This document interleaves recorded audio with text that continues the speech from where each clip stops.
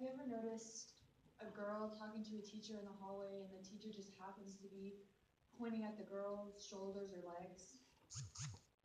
Dress code in many schools is very strict and gender biased towards women.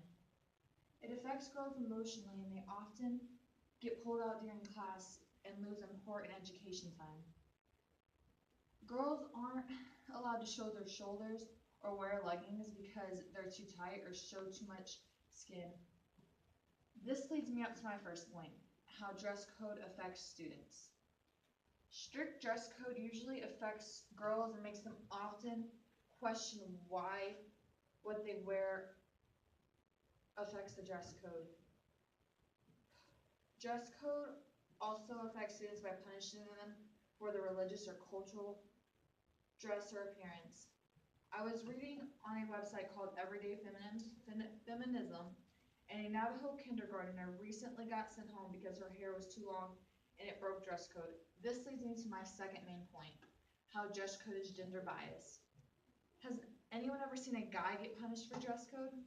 No, because it rarely ever happens. Girls get looked down upon because what they wear is too revealing or a distraction for guy students. Girls are looked at as distractions in public school systems, not regular normal people. A website called The Atlantic explains how girls at Bingham High School were at homecoming and got pulled aside and were told to touch their toes and lift their arms up to see if their outfits were appropriate enough. These girls left the dance bawling their eyes out. This leads me up to my third and final point, how teachers make dress code more important than students' education. Girls get pulled out of classrooms or stopped in the hallway because of what they're wearing. Therefore, they're using valuable education time because we come to school to learn not to discriminate against our clothing. Castro Valley High School student newspaper makes it clear that dress code is strict and that we need to focus on education, not what we wear. This leads me up to my conclusion.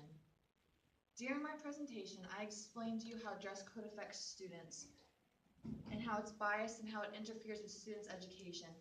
Dress code is unnecessary and people are scared to stand up against it. I guess the real question is, are you going to be one of those people or are you going to fight for what's right? Thank you.